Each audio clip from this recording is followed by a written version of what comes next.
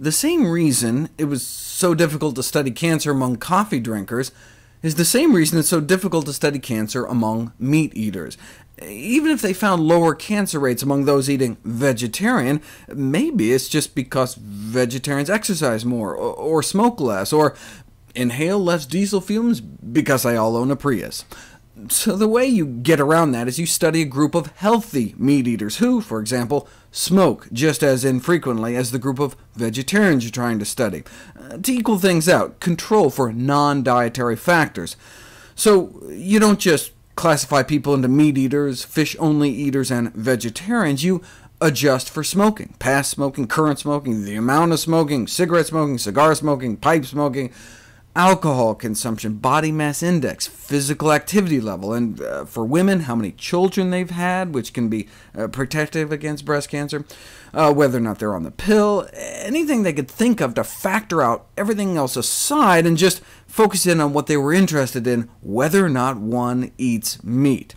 Now, controlling for obesity is not really fair to the vegetarians. We know that vegetarians are significantly more likely to be thin, which we know is protective against cancer. So by comparing vegetarians only to thin meat eaters, it undercuts one of the benefits of eating vegetarian. It effectively erases one of the reasons why eating vegetarian may reduce cancer rates.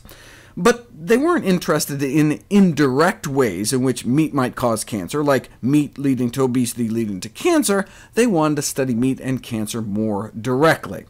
And to do that, you have to handicap the vegetarians even further. Maybe the reason vegetarians are so healthy is not because they eat less meat, but because they eat more plants.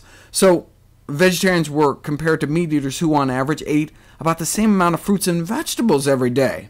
May not have been easy, but they were able to dig up thousands of meat eaters who ate 4 to 5 servings of fruits and veggies a day, about as much as the vegetarians were eating. Again, this puts the vegetarians at a comparative disadvantage by removing one of the key benefits of more plant-based diets, which is more plants.